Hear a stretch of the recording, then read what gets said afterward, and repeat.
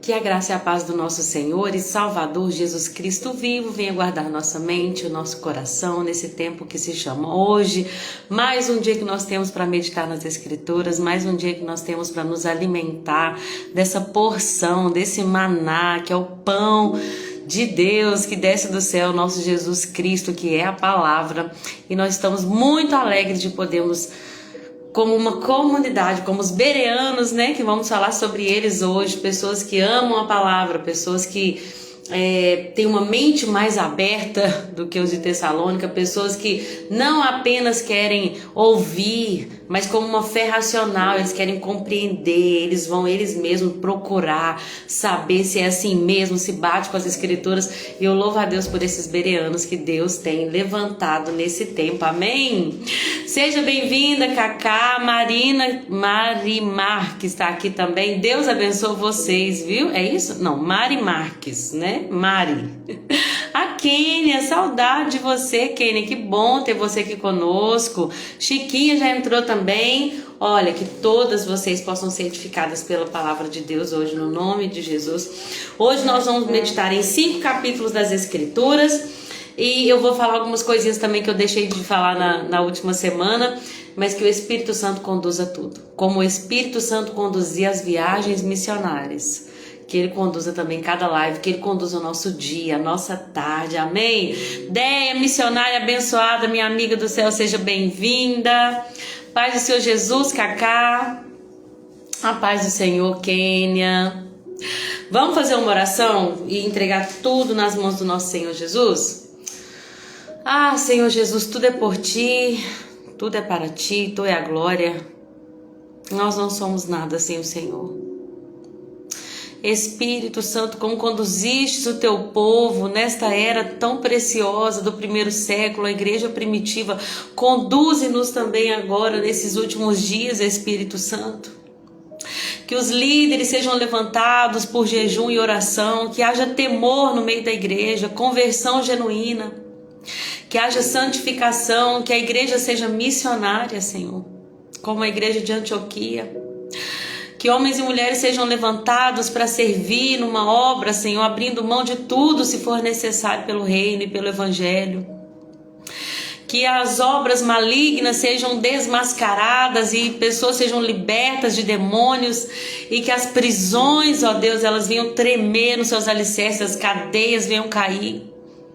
Que muitos sejam libertos, Senhor, e que sejam salvos eles e as casas deles, no nome de Jesus. Que o Senhor venha conduzir cada palavra, cada um que vai entrar agora, quem vai ver depois, conduza essa mensagem, Senhor, para chegar no coração daqueles que o Senhor quer alcançar. E que quando essa semente chegar nos corações, Senhor, haja entendimento, Espírito Santo, dê graça. Para mim, Senhor, que vou estar falando, para aquele que vai estar ouvindo, dê graça para que possamos compreender de coisas eternas. Só o Senhor pode nos revelar isso. É o que eu te peço, Senhor, no nome de Jesus. Fica conosco, Pai. Em nome de Jesus. Amém. Amém. Então vamos lá. Antes de mais nada, eu tinha falado sobre Atos 1, que conta que Judas comprou um campo. E lá em Mateus a gente vê que foram os sacerdotes que compraram o campo com aquele dinheiro que Judas jogou lá aos pés deles, né? Deixa eu cumprimentar a irmã Rose que já entrou. Beijo, irmã Rose, Deus abençoe você, viu? Que bom estar aqui, que você está aqui conosco também. Então, pesquisando um pouquinho sobre, porque toda aparente contradição é na verdade uma questão de interpretação. O que as minhas pesquisas me levaram, tá? Onde eu cheguei com as minhas pesquisas. A Bíblia não se contradiz. Então, se a Bíblia lá em Mateus fala que Judas entregou aquele valor aos pés dos sacerdotes ali, né, dos principais sacerdotes, dos fariseus, então ele de fato entregou o dinheiro da traição, né? Mas se aqui Pedro está dizendo que quem comprou deixa eu só fechar esse WhatsApp aqui. Quem comprou aquele campo de sangue foi o próprio Judas. Então o que pode ter acontecido? Judas começou a transição ali, a transação no caso, né? Porque ele começou aquela compra e talvez os sacerdotes tenham finalizado, já que ele havia começado no nome dele, os sacerdotes vão lá e terminam o processo de compra daquele campo. Outra coisa que pode ter acontecido é que pudessem ter sido 2 campos que foram comprados. Lembrando, gente, que Judas, ele roubava do dinheiro, né? Ele era o que cuidava, ele era o tesoureiro do ministério de Jesus, e a Bíblia deixa claro que ele era um ladrão.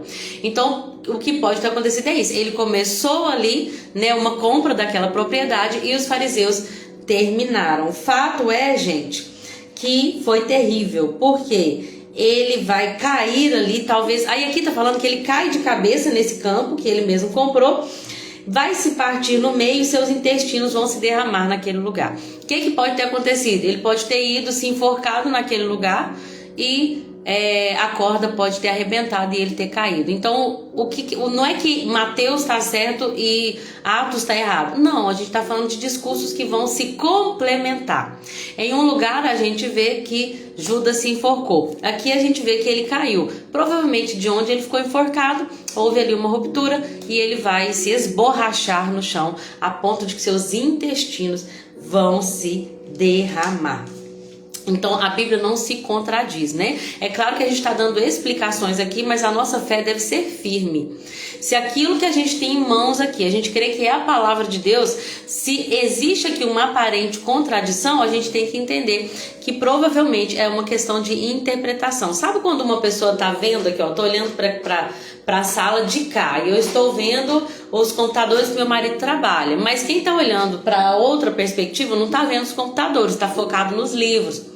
Então o que tinha naquela sala? Naquela sala tinha livros. Não, naquela sala tinha computadores. Qual que vai ser a verdade? Os dois são verdades. Só que se complementarmos os discursos, a gente vai dizer, era uma sala que tinha tanto computadores quanto livros. Judas comprou o campo, ele pode ter começado a compra, os sacerdotes finalizaram a compra no nome dele. Ele se enforcou, ele caiu. Ele pode ter se enforcado e depois ter caído. Fato é que a palavra de Deus é a verdade e que Judas, por não ter se arrependido verdadeiramente, recebeu o juízo, né, pela traição. Ele poderia se arrepender? Poderia, mas ele escolheu, a Bíblia diz que ele estava movido de remorso, não de arrependimento, né? Então ele não se arrependeu porque Deus o perdoaria. Porque lembra que todos os apóstolos também dispersaram? Pedro também negou, mas um coração arrependido e disposto, o Senhor perdoa. Gente, Deus perdoou Acabe, o pior rei de Israel. Deus perdoou Manassés, o pior rei de Judá. Então, Judas poderia ter recebido perdão se ele não tivesse sentido só remorso, se ele tivesse de fato se arrependido e voltado para Jesus. Mas o remorso dele levou ele ao suicídio. Ele decidiu acabar com aquela dor por ele mesmo. E, portanto, ele não recebeu a justificação de seus pecados. Não houve arrependimento, não houve retorno. Então, ele, infelizmente, foi julgado. Amém? Outra coisa que eu não falei é sobre o eunuco. Lá no capítulo 8, lá no capítulo 8 do livro de Atos, eu deixei esse pedacinho para trás, a gente vai ver que Filipe está em Samaria. Ele está assim, ó, um avivamento que aconteceu naquela cidade. Samaria estava lotada de gente crendo, milagre, e Pedro e João vão para lá, eles recebem o Espírito. Imagina, gente, o mover que estava em Samaria, o epicentro do avivamento naquele local. Só que nesse momento de avivamento, um anjo vai aparecer para Filipe, que era um daqueles... Toda hora me foge a palavra, gente. Vem obreiros na minha cabeça. Ai, pai. Como é que é? Diáconos. Obrigada. Toda hora me foge a palavra diáconos. Eu vou até escrever aqui pra eu não esquecer nunca mais. Gente, eu nasci escutando isso. Não é por... Foge.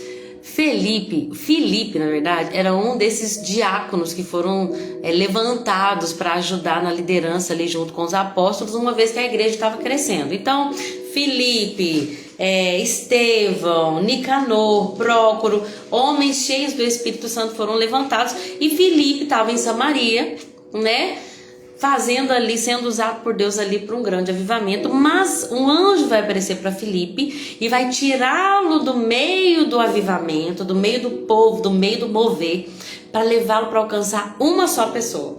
E isso é muito lindo, gente, porque Deus, ele sabe as maneiras dele de agir. E mesmo quando a gente não entende, nós só temos que obedecer. É muito lindo porque Deus, ele ama a multidão, mas ele também tem apreço pela individualidade, porque ele tem propósito ali em um indivíduo. Ele tira Filipe daquele centro, daquele avivamento. Filipe, você já fez o que você tinha que fazer aí agora eu quero que você alcance uma só pessoa. Vocês já pensaram nisso, gente? Que coisa maravilhosa. É esse Deus que fala: Filipe, acho lindo tudo que você já fez aí, mas agora eu vou te enviar para você alcançar um só homem. Era um homem da alta sociedade, um etíope. A Bíblia diz que ele era eunuco, lembrando que os eunucos eram aqueles que trabalhavam nos palácios, trabalhavam ali, tinham funções ali, né, juntamente com os reis e as rainhas, e eles eram castrados para impedi-los ali, né, de ter qualquer relacionamento com o harém, né, ali as mulheres do harém, as mulheres do rei, até mesmo de ter uma dinastia, né, se aquele homem quisesse ali, a partir de agora eu vou lançar uma nova linhagem de reis. Então esse homem que Deus tira Filipe lá do centro do avivamento e coloca Filipe ali para alcançá-lo, deixa eu só achar onde é que ele estava aqui. O anjo do Senhor falou: olha, vá para o sul, para a estrada no deserto. Imagina, gente, que está tendo um mover, né? Vamos falar aqui do Ministério Fogo e Luz. Deus está derramando o Espírito Santo lá no Ministério Fogo e Luz, lá na sede, e nossa, paralítico andando, coxo saltando, mudo falando, mover, pessoas sendo batizadas, cheias do Espírito Santo. E aí Deus fala assim: olha, agora eu quero que você deixe esse lugar e eu vou te enviar lá para o deserto. Por que, Deus? Porque tem uma pessoa que eu quero que você alcance lá. Mas, gente, o propósito de Deus é muito lindo. Filipe, ele sai de Samaria, do centro daquele avivamento, vai para o deserto e ele encontra esse eunuco, que era um homem de um alto... ele era um alto oficial etíope, ele era um homem rico, né, pela profissão dele, para onde ele trabalhava ali. Ele era responsável pelos tesouros da rainha da Etiópia, Candace. Ele tinha ido para Jerusalém, então provavelmente era um prosélito, né, convertido ao judaísmo, um etíope, um gentio convertido ao judaísmo. E aí ele começa a ler o livro de Isaías ali na sua carruagem, só que ele não entende. Deus manda Filipe ir atrás da carruagem. O Luciano Subirá até usa isso para falar sobre como nós temos que ter cuidado com o nosso corpo, né? Porque o Filipe teve que correr e alcançar a carruagem e por um tempo correr ali do lado dela. Então nós precisamos que o nosso corpo esteja firme para fazer aquilo que Deus quer que nós façamos. Enquanto o eunuco lia Isaías 53, ele não entendia, né? Filipe vai perguntar: você entende o que você lê? E ele vai responder: como vou entender se não tem ninguém para me explicar? E aí Filipe vai explicar para ele Isaías 53, vai falar do nosso Senhor Jesus, falando que Isaías estava se referindo ao Messias. Quando então aquele etíope vê água, e ele fala, ele vê ali, né, um lugar onde havia água, e ele pergunta para Filipe: o que me impede de ser batizado agora? Ele queria um novo passo, ele queria ir além, ele não queria só ouvir, ele queria se posicionar. E Filipe fala: nada te impede se você crer de todo o teu coração. E ele fala: eu creio, quero ser batizado agora. Sabe aquela pessoa assim que quer de verdade? Eu fico muito triste quando eu converso com pessoas que falam: vamos batizar, você já aceitou Jesus, você está vindo na igreja. Ai, não sei ainda se eu estou pronto. Como se o evangelho fosse sobre nós, sobre a minha capacidade de ir para o céu. Gente, quando nós recebemos a fé genuína, a gente só quer o próximo passo. O que é agora? O que eu tenho que fazer agora? Qual que é o próximo passo? Porque eu quero ir além, né? O eunuco então vai ser batizado por Filipe, porque ele fala: eu creio que Jesus Cristo é o Filho de Deus. Ele manda parar a carruagem, os dois descem até a água. Filipe vai batizá-lo. Naquele momento que Filipe batizou o eunuco, a Bíblia diz que ele foi arrebatado pelo Espírito do Senhor. O eunuco nunca mais viu Filipe. Gente, Filipe sumiu. O que provavelmente aconteceu foi um milagre físico ali de transporte do Espírito Santo. Você já imaginou isso? Agora o Espírito Santo vai arrebatar Filipe, vai falar: Filipe, agora você já cumpriu a missão aqui. Vai pegar Filipe e vai transportá-lo para outro lugar, a ponto de que o etíope não vai mais ver ele. Mas, mesmo assim, ele vai seguir a viagem cheio de alegria, porque ele não tem o Filipe mais para ensiná-lo, mas agora ele tem o Espírito Santo. A alegria do eunuco não era o fato de ter um dos grandes, dos diáconos ou dos apóstolos o acompanhando. A alegria que o eunuco recebeu era o Espírito Santo da verdade, que agora o acompanhava. Sabe, talvez o Filipe falava: Deus, o Senhor me tirou lá do centro do avivamento e veio, me trouxe para o deserto para encontrar uma pessoa. Mas sabe o que é lindo, gente? A tradição cristã, isso não está na Bíblia, mas a tradição cristã conta que esse etíope, ele vai para a Etiópia e ele vai fundar uma igreja lá. Sabe, o Senhor, ele vem para mostrar que o evangelho não era só para os judeus. A Etiópia é um país, né, de principalmente pessoas negras, pessoas de uma raça tão diferente dos judeus, mas tão importante para Deus quanto o seu povo escolhido. E agora, aquele etíope vai começar naquela cidade, vai fundar naquela cidade uma igreja, e o evangelho vai ser falado, declarado e disseminado também na Etiópia. Amém? Então agora a gente vai voltar lá para o capítulo 13.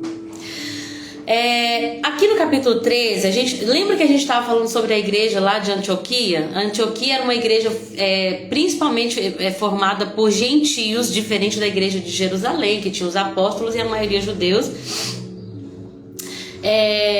A gente está vendo aqui que lá na igreja de Antioquia estavam Barnabés, Simeão, o Lúcio de Cirene, Manaém e o nosso querido irmão Saulo. Até então aqui o nome dele aparece como Saulo. A Bíblia diz que enquanto eles estão lá em Antioquia, eles adoravam e jejuavam. E então o Espírito Santo diz para eles: separem Barnabé e Saulo para realizarem um trabalho para o qual eu os chamei. Depois que eles mais uma vez jejuaram e oraram, impuseram as mãos sobre Paulo e Barnabé e enviaram eles em sua missão. Gente, uma igreja que adora, uma igreja que jejua, é uma igreja que o Espírito Santo desperta o espírito missionário. Enquanto eles adoravam, enquanto eles jejuavam, Deus falou: separem missionários para essa obra. E ainda o Espírito Santo mostrou quem era que deveria ser. Lembrando que tinha os mestres, olha, tinha o Lúcio, tinha Manaém, tinha Simeão. Mas quem vai? Quem vai, gente, é o Espírito Santo quem define. E ninguém é maior. Saulo e Barnabé são maiores porque vão, o Lúcio e o Simeão e Manaém são menores. Não! Deus tem propósito para cada um. Quem define a missão é o Espírito Santo. O Espírito Santo, gente, o tempo todo em Atos nós vamos ver, ele lidera a igreja. O problema aconteceu quando as pessoas começaram a liderar a igreja. A igreja começou a ser liderada por homens e aí começou a dar errado. Enquanto o Espírito Santo lidera a igreja de Cristo, as coisas acontecem. Agora, quando uma pessoa decide, muitas vezes por torpe ganância ou por outras más intenções, eu vou abrir a minha igreja e começa ali, abre uma igrejinha e começa a fazer as coisas da cabeça dele. Gente, se não é direcionado pelo Espírito Santo, não dá certo, não é de Deus. A igreja que você esteja bem atento nesse sentido, atenta, né, principalmente as meninas que estão aqui online, ela é guiada pelo Espírito Santo? Ou são homens que tomam as decisões aqui? Deixa eu só cumprimentar aqui a Raquel que entrou. Raquel, seja bem-vinda, Jesus te abençoe, viu? Deixa eu ver se eu cumprimentei todas as outras meninas. Cumprimentei. Que bom estar com vocês aqui. Vanilda, minha sogrinha, também já entrou. Deus abençoe, Vanilda. Então o Espírito Santo guiava a missão. E lembra, jejum e oração. É Atos, é Novo Testamento. Muitas pessoas falam que jejum é coisa de Velho Testamento, gente. Nós estamos vendo em Atos, através do jejum e da oração, eles tiveram sensibilidade para ouvir a voz do Espírito e para discernir quem iria ser enviado. Então nós precisamos dessas práticas espirituais. E aí vem a primeira viagem missionária de Paulo. enviados pelo Espírito Santo, é o Espírito Santo que nos envia, eles vão para a ilha de Chipre, lembrando que Barnabé era dessa ilha, né? Quando eles chegam ali, gente, qual que era a estratégia de Paulo e de Barnabé, e também depois Paulo e Silas? Eles sempre chegavam e iam primeiro nas sinagogas daquela cidade. O objetivo era sempre alcançar os judeus primeiro, tá? Então esse era o objetivo. Paulo ia nas sinagogas, aonde já tinha judeus, aonde já tinha os prosélitos, aqueles que não eram judeus, mas que temiam a Deus, que queriam aprender mais sobre o Deus de Abraão, que entendia que esse Deus dos judeus era o Deus verdadeiro, e de fato ele é o Deus verdadeiro.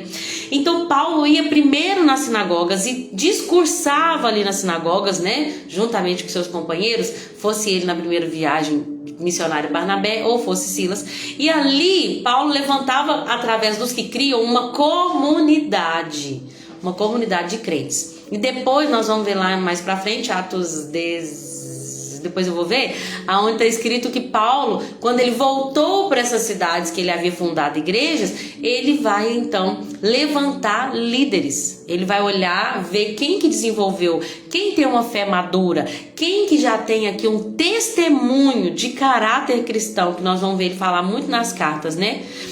Nós vamos levantar líderes assim, pessoas que governam bem seu lar, pessoas que têm caráter, pessoas que são maduras na fé. E aí ele levantava os presbíteros, que eram os pastores ou os anciãos. E então ele continuava o processo de discipulado, ele mandava as cartas, ele orava por aquelas igrejas, mas era assim que ele plantava as igrejas. Ele ia numa cidade, pregava nas sinagogas, pregava nas praças, mas primeiro na sinagoga.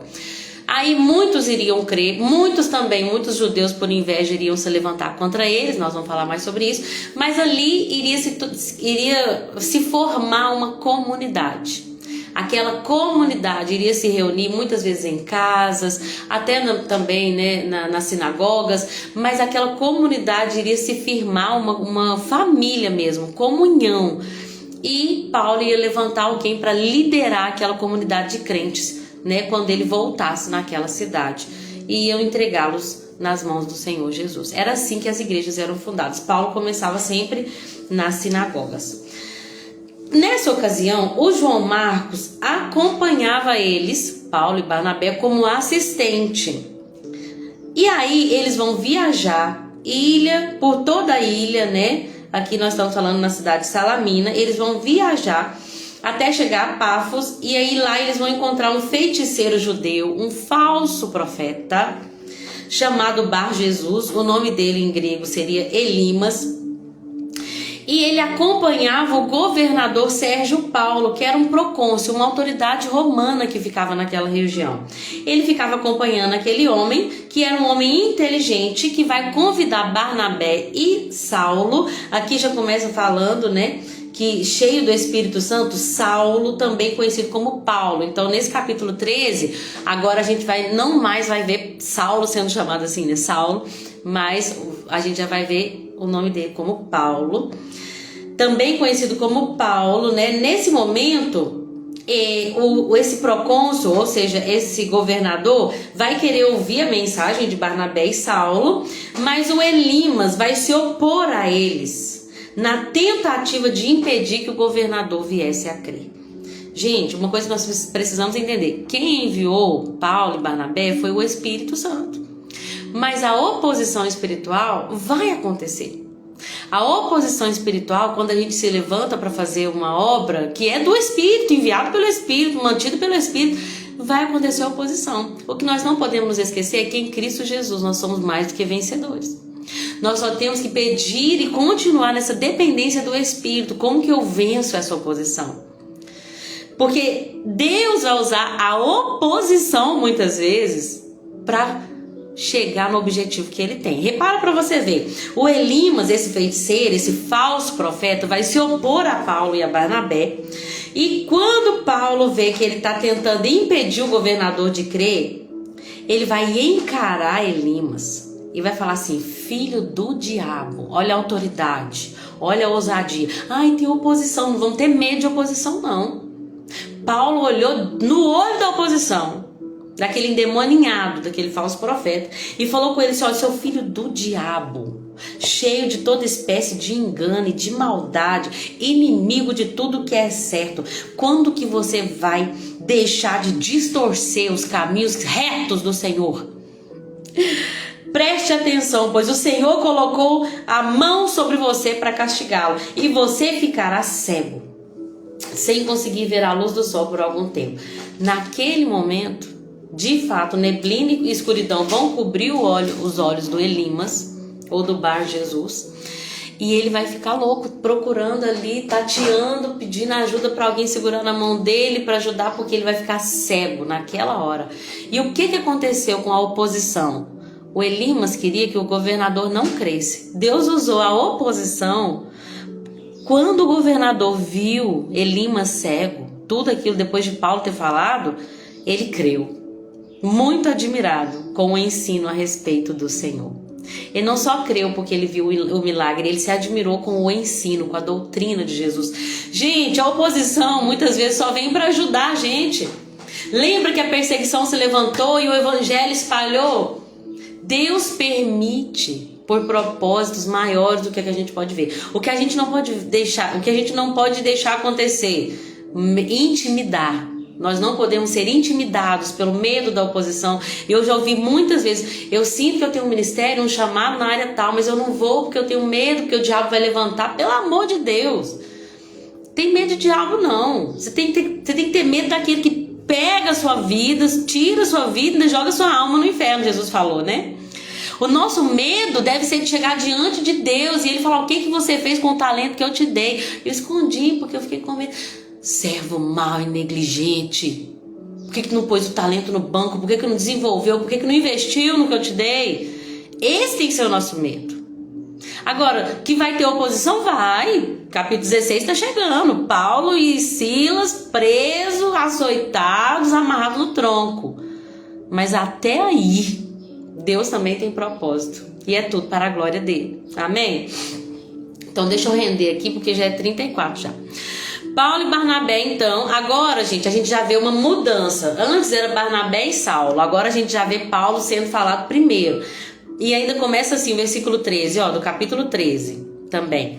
Paulo e seus companheiros saíram de Pafos no navio e foram a Panfilha. Então, a partir de agora, a gente já vê que Paulo está assumindo a liderança.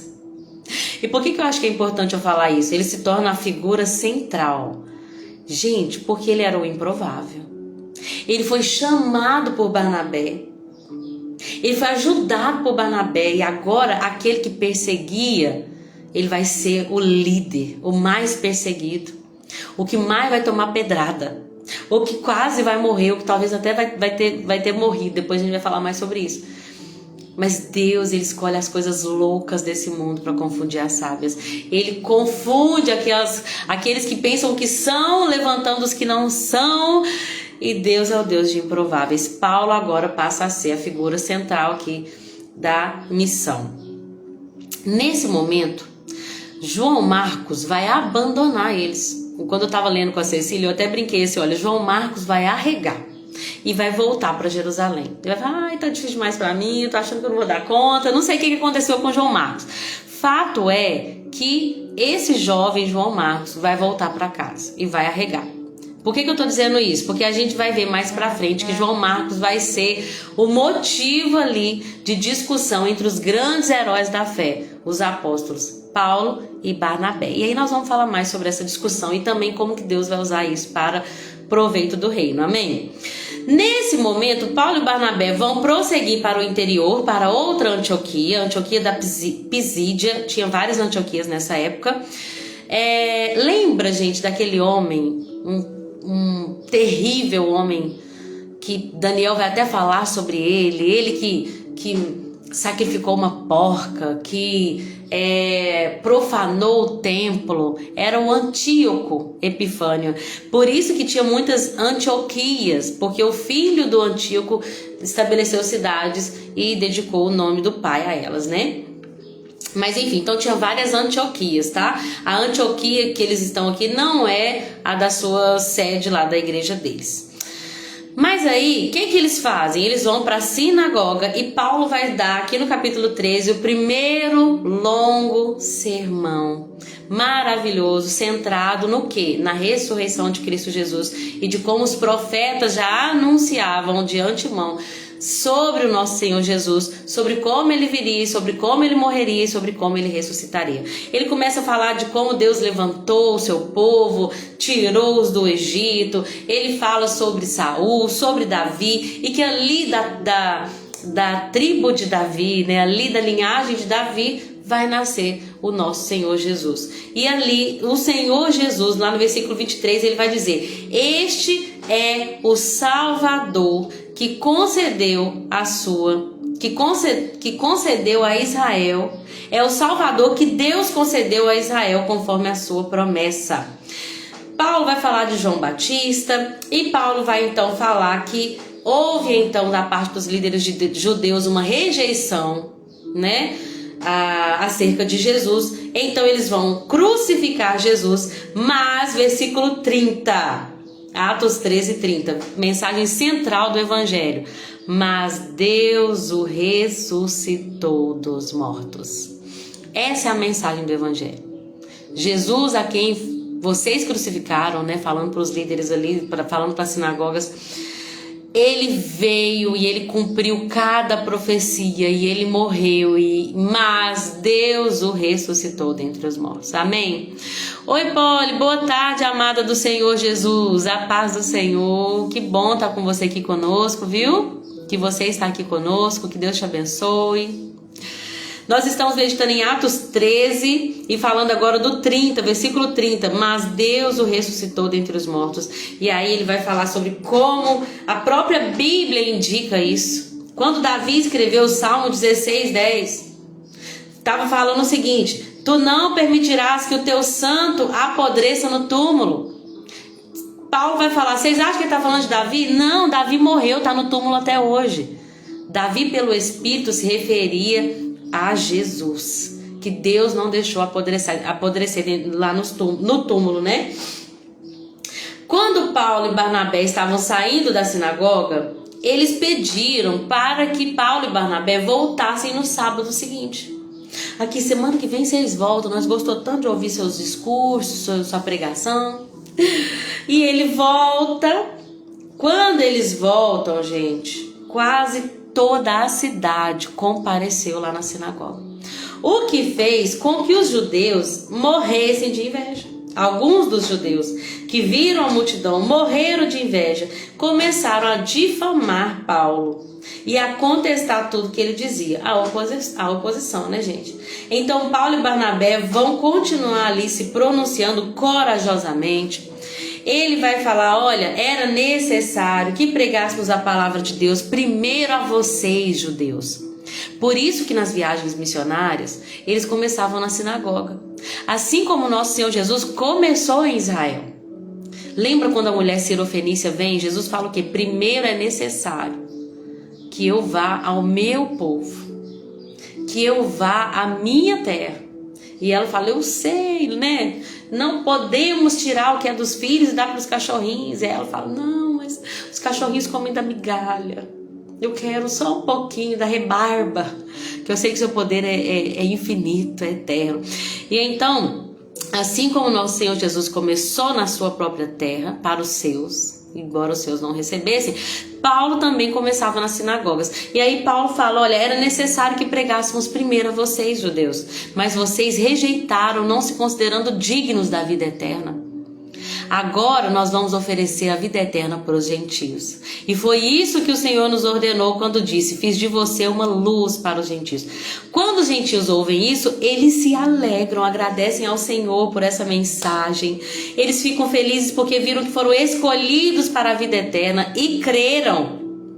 Mas os judeus, instigando as mulheres religiosas e influentes e as autoridades daquela região, vão expulsar Paulo e Silas, mas os discípulos ficam cheios de alegria e do Espírito Santo. Capítulo 14, eles são expulsos, né? Aonde que eles estavam aqui, gente? Estávamos lá em Pafos, né? Eles são expulsos de Pafos. Deixa eu só confirmar aqui. Saíram de Pafos? Não, foram a Panfilha, gente, perdão. Eles estavam na Antioquia da Pisídia, desculpa. Saíram da Antioquia da Pisídia e foram para Icônio. Saíram não, foram expulsos dessa Antioquia e foram para Icônio. Quando eles chegam para Icônio, para onde eles vão primeiro, gente? Para a sinagoga. E eles falam de modo que muitos vão crer, tanto judeus quanto gentios. Alguns dos judeus, porém, não creram e vão incitar ali os gentios e envenenar a mente deles contra Paulo e Barnabé. Mas Deus confirmava a mensagem, concedendo-lhes poder para realizar sinais e maravilhas. Aí o povo da cidade fica dividido. É de Deus ou não é de Deus? Lembra quando Jesus também, João deixa muito claro? O povo estava dividido. Alguns queriam que ele era o filho de Deus, outros queriam que ele era um falso profeta. O povo sempre vai ter as várias opiniões. Mas o que Deus pensa ao nosso respeito? É isso que importa. Em Antioquia, lá a sede de onde eles foram enviados para a viagem missionária, eles eram os irmãos, heróis da fé, venerados não, eu quero dizer honrados, né? Eram homens honrados, mas aqui nessa outra Antioquia, eles foram expulsos. Agora, não é isso que move a gente, se a gente vai ser amado ou desonrado. O que nos move é que estejamos no centro da vontade de Deus. É exatamente isso que Paulo vai falar lá em Filipenses. Ele fala, sei o que é ser honrado e sei o que é ser humilhado. Posso todas as coisas naquele que me fortalece. Vamos ver. Eu tenho que lembrar de cor, né, gente? 4:13. Filipenses 4:13. Se a gente ler o Filipenses 4, a gente vai ver que o contexto é esse. Olha, eu sei o que é ser amada em uma Antioquia e sei o que é ser expulso de outra. Não é isso que me move. Não é todo mundo falar assim, que lindo seu ministério. Nossa, parabéns.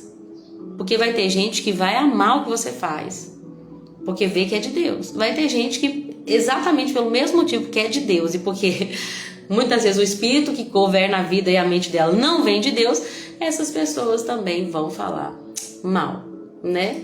E tá tudo bem, gente, porque não é isso que nos move. Deixa eu só achar aqui, ó. Olha o que ele diz, olha. Já aprendi a estar contente em toda e qualquer situação. Eu sei que é estar abatido, sei que é ter abundância.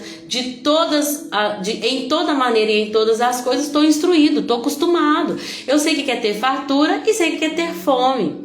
Sei que é ter abundância e sei também o que é passar necessidade. Posso todas as coisas naquele que me fortalece. Amém?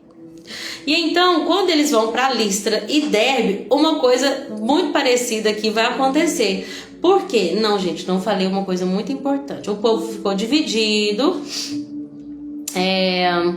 Então, um grupo de gentios, judeus e líderes resolveu apedrejá-los ali. Mas quando os apóstolos sabem disso, eles vão fugir para Listra e Derbe. Quando eles chegam em Listra e Derbe, o que acontece? Fugiram de um apedrejamento, né, gente? Quando chega em Listra e Derbe, o que acontece? Paulo e Barnabé vão encontrar um homem que de nascença tinha os pés aleijados, nunca tinha andado. Paulo olha diretamente para ele e vendo que ele tinha fé para ser curado. Olha só, vendo que ele tinha fé para ser curado, ou seja, não era todo mundo que era curado. Vendo que ele tinha fé para ser curado, disse em alta voz: levante-se! O homem se levantou de um salto e começou a andar. O que Deus fez naqueles músculos, gente, naqueles tendões que nunca andaram? Vocês já viram uma criança quando ela aprende a andar? Não é um processo, gente? Ela começa devagarzinho, as pernas às vezes são meio arqueadas assim, não é? Mas o milagre foi tão grande que esse homem que era coxo de nascença deu um salto e começou a andar. Nosso Deus, ele pode todas as coisas. A multidão, quando viu o que Paulo tinha feito, eles vão começar a adorar Paulo e Barnabé. Eles vão falar: os deuses vieram até nós em forma de homens. Esses homens são deuses. Vão concluir que Barnabé era Zeus, o deus grego Zeus, e Paulo, o deus Hermes, porque era Paulo quem proclamava a mensagem. Paulo era o porta-voz. Então eles vão chamar, em outras versões vai dizer que Barnabé era chamado de Júpiter e Paulo de Mercúrio, e aquela cidade idólatra vai querer adorar aqueles homens. O sacerdote do templo de Zeus, que ficava na entrada da cidade, vai trazer animais para o sacrifício. Vai trazer touros e coroas de flores até a porta da cidade, pois ele e a multidão queriam oferecer sacrifício para os apóstolos. Quando Barnabé e Paulo veem isso, eles rasgam as vestes. Eles falam, pelo amor de Deus, versão Lorena oficial. Não, gente, por que vocês estão fazendo isso? Nós somos homens como vocês são, nós não somos melhor que ninguém. Nós estamos aqui para anunciar as boas novas, para vocês abandonarem essas coisas sem valor, voltar para o Deus vivo, que fez o céu, a terra, o mar e tudo que neles há. No passado, ele permitiu que as nações seguissem seus próprios caminhos, cada um seguia seu próprio caminho, mas ele sempre mostrava com evidências a existência dele. Caía chuva, as pessoas tinham colheitas, tinham alimento, tinham um coração alegre. Apesar dessas... eu estou continuando o discurso, né? Apesar dessas palavras, Paulo e Barnabé tiveram dificuldade de impedir que o povo os adorasse. E aí, alguns judeus chegaram daquela Antioquia e de Icônio e falaram, esses homens estão fazendo uma bagunça, começaram lá na nossa cidade, instigaram a multidão e eles vão aqui, de fato agora, apedrejar Paulo. Quando eles entendem que Paulo está morto, eles vão arrastar Paulo para fora da cidade. No entanto, quando os discípulos rodearam Paulo, ele se levanta e entra novamente na cidade. E aí ele vai partir com Barnabé para Derbe. Muita coisa para a gente aprender aqui, mas vamos falar de forma rápida. Gente, Jesus nunca se vendeu para a multidão. Hoje eu vejo com as redes sociais, sabe, as pessoas dando rim para ter uma multidão de seguidores. Porque se tiver uma multidão de seguidores, eu vou ganhar coisas, né? Eu vou ganhar e tal. E Deus tem falado isso muito comigo, sabe? Não se impressione com números. Não faça nada ou deixe de fazer nada porque tem alguém vendo ou porque não tem ninguém vendo. Uma multidão no início do capítulo, ou dessa perícope, na verdade, quer ver eles como deuses e quer fazer sacrifício para adorá-los. Mas no final da perícope, a mesma multidão vai apedrejar eles. Gente, uma vez a multidão te ovaciona, outra vez ela te apedreja. Não é isso que nos move. Não são as multidões que nos movem. É estar no centro da vontade de Deus. Paulo e Barnabé poderiam ter gostado daquilo. Nossa, a gente, deuses, que bacana, façam um palácio para nós, tragam uva aqui. Mas eles sabiam quem era o verdadeiro Deus. E eles sabiam muito bem que não podiam pegar a glória para si. Lembra de Herodes? Que não devolveu a glória para Deus, foi comido de bicho? Eles eram cheios do Espírito, eles eram cheios do Deus vivo, eles não eram o Deus vivo, e eles reconheciam isso muito bem. Sabe, gente, é muito importante nós não nos movermos por números, porque a mesma multidão também que seguia Jesus, que viu a multiplicação de pães, foi aquela que gritou, solta Barrabás e crucifica Jesus. Então, não nos movamos por números, amém? Multidão, uma hora te ama, outra hora te apedreja. Uma coisa que eu acho interessante é que eles vão tacar um monte de pedra em Paulo, depois vão arrastar Paulo até fora da cidade. Em alguns estudos vai falar, e esse é só um estudo, tá? Não tá na Bíblia. Porque aqui vai falar que eles acharam que Paulo estava morto, mas aí quando os discípulos chegam ali ao redor de Paulo, ele levanta normalmente e entra na cidade. Gente, com certeza ele estava ensanguentado. Com certeza ele estava cheio de marcas, que inclusive ele vai falar, carrego as marcas de Cristo em mim. Mas uma coisa que é interessante, respirar aqui, uma coisa que é interessante é que alguns estudantes de Bíblia, né, alguns teólogos vão dizer que acreditam que Paulo aqui morreu de fato e que Deus o ressuscitou. Por quê? Porque Paulo vai falar em uma de suas epístolas, ele se refere a ele mesmo, só que de maneira modesta, ele fala assim, conheci um homem que foi até o terceiro céu. E aí esses teólogos vão dizer que enquanto Paulo de fato esteve morto aqui, nesse apedrejamento, foi esse momento que Deus o arrebatou até o terceiro céu, porque ele estando morto, ele foi arrebatado até lá. E aí é onde ele vai presenciar de coisas indizíveis, coisas que não davam para explicar, né? Então algumas pessoas vão entender isso. Fato é que houve um milagre, porque uma pessoa que é arrastada depois de ser apedrejada, dada como morta pelos seus perseguidores, simplesmente se levantar e entrar na cidade, com certeza houve algum milagre aqui. Deus o protegeu, ou Deus o curou, ou Deus o ressuscitou. Lá no céu a gente pergunta para o nosso irmão Paulo. Paulo e Barnabé então vão voltar para Antioquia da Síria, que é aquela que era da igreja deles ali, né? Eles vão contar ali tudo que Deus fez e a igreja vai ficar muito alegre.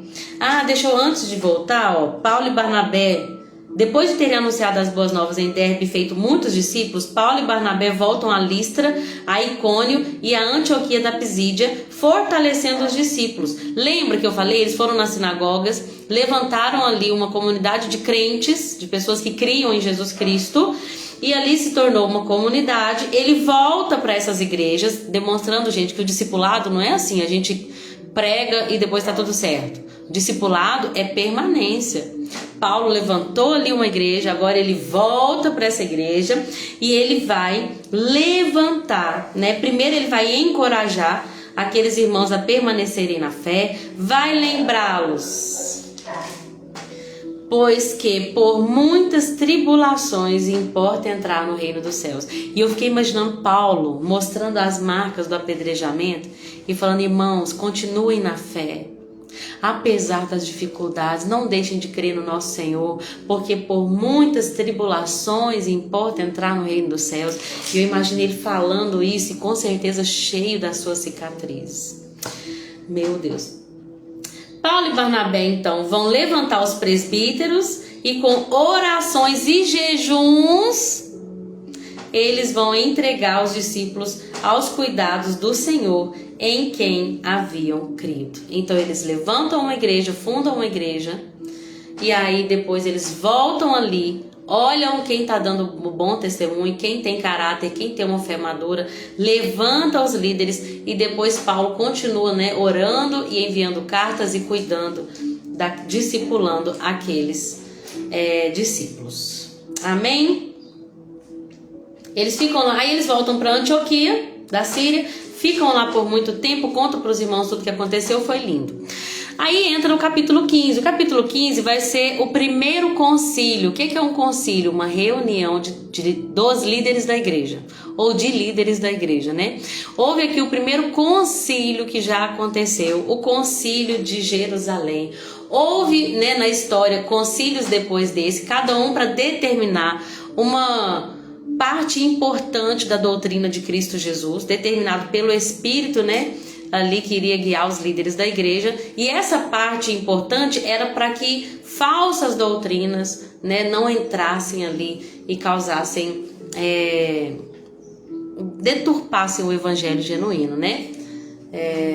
Deixa eu só achar aqui, que eu achei, mas eu não deixei pronto. Eu não ia falar, mas decidi falar. Quais foram os concílios da igreja? O primeiro concílio vai determinar que a salvação é pela graça. Toda hora eu confundo esse mal, gente. Então teve esse primeiro concílio, né, que nós vimos aqui da igreja lá em Jerusalém, Atos capítulo 15. E aí tem o concílio de Niceia, que foi no ano 325, que falou sobre a divindade de Jesus Cristo. O concílio de Constantinopla, que falou sobre o Espírito Santo. O concílio de Éfeso. Aí tem o concílio de Calcedônia, o outro de Constantinopla, e enfim, tiveram outros concílios aí. Mas esse primeiro concílio, ele foi para determinar que a salvação era pela graça. Por quê? O que estava acontecendo? Alguns judeus saíram lá do lugarzinho deles, que eles não deviam ter saído, lá de Jerusalém, ou na verdade da Judéia. Eles vão para Antioquia, essa grande igreja, essa linda igreja missionária, e eles vão começar a falar: vocês não vão ser salvos a não ser que passem pela circuncisão. Se vocês não forem circuncidados, vocês não vão ser salvos. Ou seja, olha que perigo. Eles estavam dizendo que a fé em Cristo Jesus não era suficiente. Eles tinham que se tornar judeus primeiro. E isso, gente, é um engano do diabo que queria distorcer. Tá sem som, misericórdia. Oi, Edgar, quanto tempo? Que bom ter você por aqui. Pai do Senhor, meu irmão. Irmão, vocês estão conseguindo me ouvir? Me conta aqui. Será que é só ali pro Edgar? Eu tô nessa falação danada. Essa palavra não é boa, desculpa. Eu tô nessa falação e será que cortou o som? Me contem se vocês estão ouvindo aí, gente. Ou eu tô surdo? Não, irmão, pode ser alguma coisa relacionada à internet. A Vanilda falou que tá ouvindo, graças a Deus. Tá ouvindo, né? A Cacá também tá ouvindo. Deve ser aí, Edgar. Fecha o aplicativo e abre de novo. Deixa eu escrever aqui. Fecha o app e abre de novo. Obrigada, viu, irmãs? Ai, que bom. Graças a Deus. Então, alguns desses judeus, por motivações que não eram santas, saíram da Judéia, foram para aquela grande igreja que estava em crescimento, né? Com certeza, gente. Sabe quando o inimigo vai lá e planta o joio? A ideia era essa. Então eles vão lá e eles vão começar a falar que era necessário circuncidar, senão eles não iam ser salvos. E Paulo e Barnabé vão ficar ali, ó, energicamente falando que não, que a salvação era pela graça, simplesmente pela fé, somente pela fé.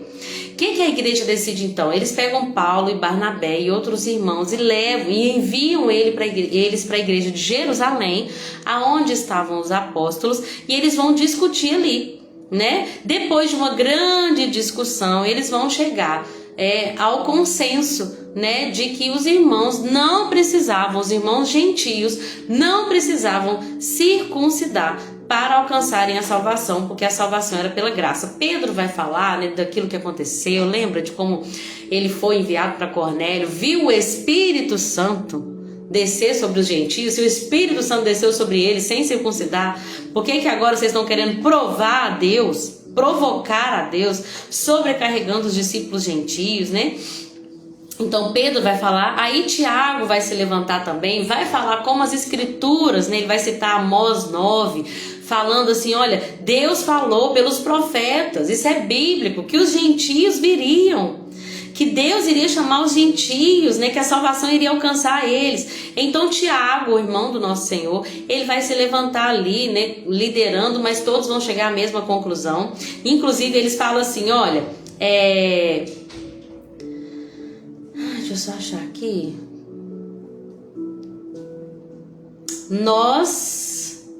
Tem uma parte aqui, ó, versículo 28. Pareceu bem ao Espírito e a nós deixar para vocês algumas instruções. Então quem definiu foi o Espírito Santo. Os líderes só foram obedientes, graças a Deus por isso. Quando Tiago se levanta, ele vai dizer, olha, obviamente que eles não precisam circuncidar, mas vamos falar para eles para evitar algumas coisas, né? Nas pesquisas até vão falar sobre como, evitando essas coisas, eles iriam ter mais paz, comunhão entre judeu e gentio, sobre como eles deveriam, né, se abster da imoralidade sexual, de alimentos oferecidos a ídolos, de carne de animais estrangulados e do sangue. Tudo isso para que não houvesse também escândalo entre os judeus, para que eles chegassem a uma comunhão e pudessem conviver em bem, né, ali em comunidade. E aí, eles ficam felizes com essa definição, mandam Paulo e Barnabé e outros dois irmãos, que foi Silas e Judas, e esses irmãos vão sair de Jerusalém e vão voltar com uma carta para mostrar a decisão do conselho, né, a decisão da igreja ali de Jerusalém, sobre o que deveria ser feito ou não. Quando eles chegam lá, eles vão ler a carta e houve grande alegria em toda a igreja. Que coisa linda, né, gente? Não podemos nos esquecer que a salvação é pela fé e é de graça. Não depende que nós venhamos nos cortar ou fazer qualquer lei cerimonial. A gente não tem que mais fazer nenhum sacrifício para alcançar a salvação. Jejum, oração, leitura bíblica, sacrifícios que são na verdade deleites, né? Deveriam ser deleites, que são de disciplina espiritual. Tudo isso é para nos fortalecer, mas não para nos salvar. Ir à igreja, coisas maravilhosas, deleites para quem ama o Senhor, Quem ama a Deus, lê a Bíblia, a palavra dele é um deleite. Quem ama o Senhor, orar é um deleite. Quem ama o Senhor, abrir mão da carne é um deleite. Quem ama o Senhor, estar em adoração, em comunhão, é um deleite.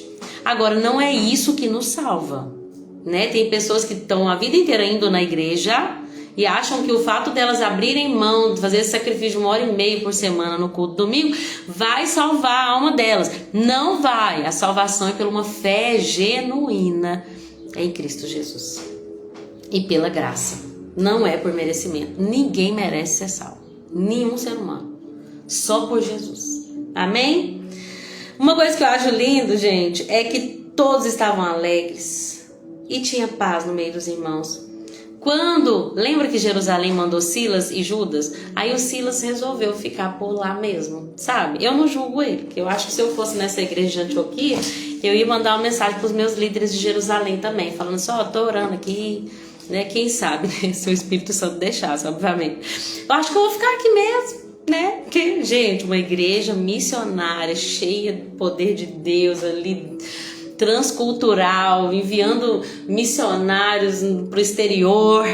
Gente, que coisa linda aquela igreja de Antioquia. Esse ano eu tô meio apaixonada por essa igreja. Aí, o que acontece? Já é 5h03 e eu estou ainda no capítulo 15, mas eu vou chegar lá. Quando chega no final do capítulo 15, acontece aqui um probleminha. Porque eles vão decidir fazer uma segunda viagem missionária, Paulo e Barnabé. Só que Barnabé falou assim, ó, eu quero levar o João Marcos. E Paulo falou, não acho que o João Marcos deveria ir, porque ele arregou quando a gente estava lá na Panfilha. E eu acho que se ele é um arregão...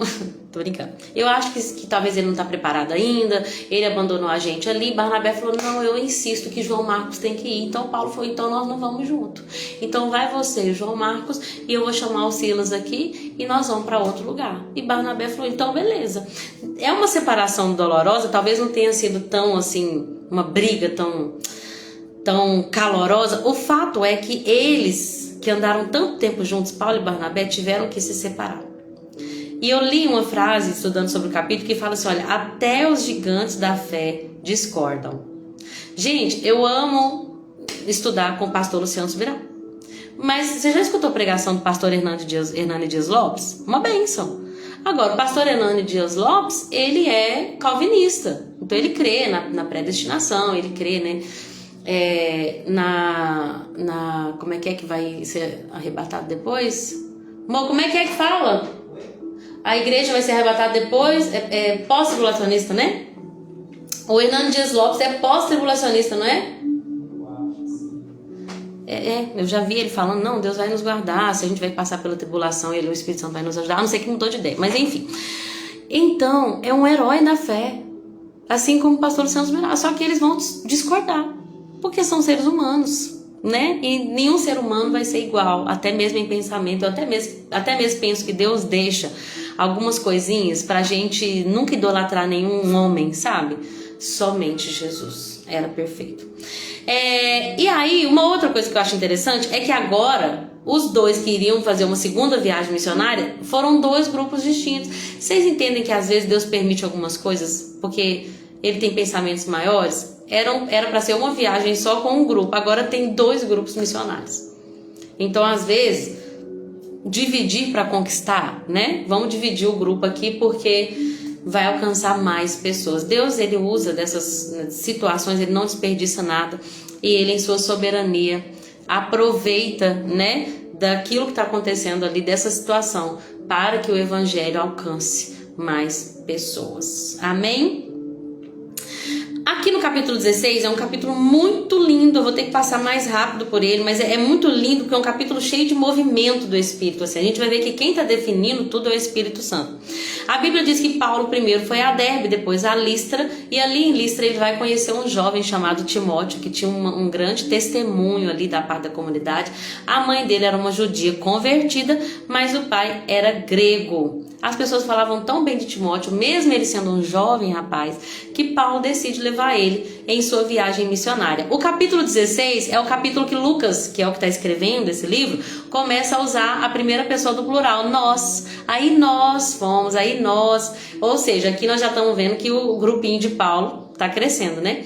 Era Paulo e Silas, ele já tá chamando Timóteo, e agora ele vai ganhar um grande cooperador também, que é o médico amado, o Lucas. Quando eles chegam ali, Paulo vai chamar Timóteo para viagem, vai circuncidar Timóteo só para evitar. Ele sabe que aquilo não significa mais nada. Mas para não causar escândalo, para não ter barreiras culturais, tá vendo, gente? Tem coisa que a gente sabe que não precisa, mas a gente faz. Só para evitar, sabe? Lembra quando Paulo fala assim, ó, fiz-me de tudo para com todos? Numa das suas cartas. Eu fiz-me de tudo para com todos. Fiz de grego para o grego, judeu para o judeu. Só quer ganhar eles para Cristo. Então ele vai pegar o Timóteo e vai circuncidar o Timóteo para evitar, né? Aí, depois todos sabiam que o pai dele era grego. Ok. Aí, Paulo fala, quero ir para a Ásia. Vou para a Ásia. Que inclusive depois Deus vai deixar. Mas agora você tem que ficar na Europa, Paulo. A Bíblia diz que Paulo queria ir para a Ásia. Só que o Espírito Santo os impediu. Então, chegando à fronteira da Mísia, eles queriam ir para o norte, lá para Bitínia. E o Espírito de Deus também não deixou. Então Paulo tá, Senhor, nós vamos para onde, Senhor? Estamos aqui dispostos, eu quero pregar naquela Ásia inteira. Eu quero converter ali milhares pro Senhor. Paulo, agora não. Aí a Bíblia diz que Paulo dorme e ele vê um homem da Macedônia em pé num sonho. E vai ter uma visão, na verdade fala assim, ó. Naquela noite Paulo teve uma visão na qual um homem da Macedônia em pé lhe suplicava, venha para a Macedônia e ajude-nos. Então, ó o Lucas falando no plural, nós decidimos partir de imediato para a Macedônia, concluindo que Deus nos havia chamado para anunciar ali as boas novas. Tá vendo como que o Espírito Santo vai dando os sinais daquilo que ele quer? Nós só temos que estar com os nossos ouvidos atentos. E ele vai nos dando direção. Deus guia a missão. Amém? Quando eles chegam lá, né, a próxima perícope aqui vai contar a história da Lídia, que era uma vendedora de púrpura, que era uma coisa muito cara, né? Ela vai vender púrpura, mas era uma mulher temente a Deus. Paulo, ele chega lá em Lídia, só que eles vão para Filipos, né? Quando eles chegam ali em Filipos, lá não tem sinagoga, então eles vão para a margem do rio. E ali eles esperam encontrar um lugar, onde esperavam encontrar um lugar de oração, e de fato eles vão encontrar mulheres ali reunidas, e a Lídia, uma mulher temente a Deus, ela vai abrir o coração para o Senhor Jesus, vai aceitar o que Paulo disse, ela vai ser batizada junto com a sua família e vai implorar para que eles hospedem na sua casa. E então, quando eles estavam lá em Filipos ainda, o que acontece? Tinha uma escrava possuída por um espírito de adivinhação, que ganhava muito dinheiro para os seus senhores. E Paulo vai... E é interessante porque ela ficava atrás de Paulo ali, né? E aos outros missionários. E ela ficava gritando, estes homens são servos do Deus Altíssimo. Vieram anunciar como vocês podem ser salvos. Podem crer naquilo que estão dizendo. Esses homens são servos. E ela começou a declarar aquilo. Parece uma coisa boa, né? É um elogio e é a verdade. Só que por trás daquela verdade, daquele anúncio da verdade, tinha um propósito maligno. Eu gosto muito de usar essa palavra, que Deus fala muito comigo, né? Sobre a questão do elogio. E, gente, nós temos que honrar as pessoas. Eu sou um tipo de pessoa que ama honrar as pessoas. Eu gosto muito de falar, nossa, você é uma bênção para a igreja. Ontem mesmo falei para o irmão, você é uma bênção para essa igreja. Obrigada pela sua disposição, né? Então a gente tem que ser pessoas que elogiam, sim, que falam, nossa, que bênção de palavra, glória a Deus. Agora, nós temos que tomar muito cuidado, porque o elogio, ele pode ser fatal para a vida de uma pessoa que está despreparada. Uma pessoa, e muitas vezes o diabo usa disso. Eu já contei para vocês, como já aconteceu comigo, de uma pessoa que o diabo usou muitas vezes. Ele não ia pro culto, ele não era crente, mas ele chegava na porta da igreja e ficava em pé lá olhando para mim assim. Quando eu saí, ele falava, eu vim aqui só para te ver cantar, minha cantora. Eu falei, tá repreendido no nome de Jesus? Não, porque esses dias eu passei aqui, tinha outras meninas cantando, mas igual você. Vocês entendem? O que é a sementinha que vai colocando ali? E se o diabo conseguir colocar o orgulho no seu coração, aí o orgulho precede a queda. Aí pronto. Então o elogio, ele pode ser usado pelo diabo para levar pessoas a quedas. Paulo vai falar sobre isso, né? Não levantar os neófitos na fé para não cair na condenação do diabo. Não levanta os os novos convertidos, porque eles podem cair nessa questão do orgulho aí. Opa, Deus está me usando, eu sou uma bênção, eu sou poderoso, eu faço sinais e maravilhas, levantei até um paraplégico aqui, então agora isso sobe ao meu coração. E é a mesma coisa que o diabo fez, né? E portanto caiu. Quando eles viram... Gente, eu não vou conseguir fazer o 17, mas eu precisava tanto. A não ser que eu... só se for. Não vou conseguir terminar Atos na quarta, só na quinta. Tô pensando aqui, gente, que é porque já é 3:12. Aí, o que acontece, gente? Um dia, ela falando isso, né, indo atrás deles ali, elogiando eles, Paulo, indignado, se volta ao espírito que estava dentro dela. Não é para ela, tá vendo? Ele não quis ofender a menina. Ele falou pro espírito maligno. Ele diz: eu te ordeno no nome de Jesus Cristo, sai dela agora. No mesmo instante, o espírito deixou ela. Quando os donos dela viram que a expectativa de lucro que ela dava para eles tinha sido frustrada, eles vão agarrar Paulo e Silas, arrastá-los à presença das autoridades e vão falar: esses judeus estão tumultuando a cidade, estão inventando que é um monte de mentira, né? Estão falando pra gente ir contra a nossa lei. E aí os magistrados vão ordenar que eles fossem despidos e açoitados com varas. Depois de serem severamente açoitados, foram lançados na prisão. O carcereiro recebeu ordens para não deixá-los escapar. Pelo amor de Deus, não deixe esses homens escapar. Por isso, colocou eles no cárcere interno e ainda prendeu os pés deles no tronco. Eu tô aqui viajando aqui, né? Tem uma falácia aí de que um anjo já abriu até uma porta de ferro para um dos apóstolos desse caminho aí. Cuidado! Já ouvi falar também que um dia eles foram libertos de uma cadeia lá, os apóstolos, e ninguém viu, né? Tô contando aqui o que já aconteceu. Mas aquele homem então vai colocar ele no cárcere, no lugar mais interno da prisão, assim, para evitar ao máximo, vamos falar em um calabouço, um lugar bem longe mesmo da porta, e ainda vai prendê-los no tronco. A Bíblia diz então que depois de tudo isso, era meia-noite, Paulo e Silas começam a orar e cantar louvor a Deus. E os outros presos escutavam. Gente, isso é tão maravilhoso. Eles não estavam reclamando, estavam cheios de ferida, gente. No final aqui a gente vai ver que o carcereiro vai limpar as feridas. Já tô contando aqui os spoilers, mas imagina, vocês acham que receberam um tratamento, que jogaram ali água oxigenada, que fizeram curativo? Não, eles estavam com as feridas abertas, sentados num lugar úmido, escuro, com os pés presos no tronco, por causa do evangelho. E eles não estavam reclamando, não, falando assim: Deus, me leva, me mata que é melhor, que dor, que sofrimento, a gente faz de toda vontade, parece que é só coisa ruim, porque o inimigo levantou. Não, estavam louvando, gente. Já refúgio a glória eterna de Jesus, o Rei dos Reis. Breve os reinos deste mundo seguirão as suas leis, os sinais da sua vinda. Eles cantam, adoram ao Senhor nesse momento. Ou talvez eles cantavam: tu és digno de tudo, das minhas dores, das mazelas, das minhas marcas. Tu és digno de tudo, pois tudo vem de ti e tudo é para ti. É muito emocionante. Tua é a glória. Gente, estão adorando Jesus até que um terremoto vai abalar os alicerces daquela cadeia.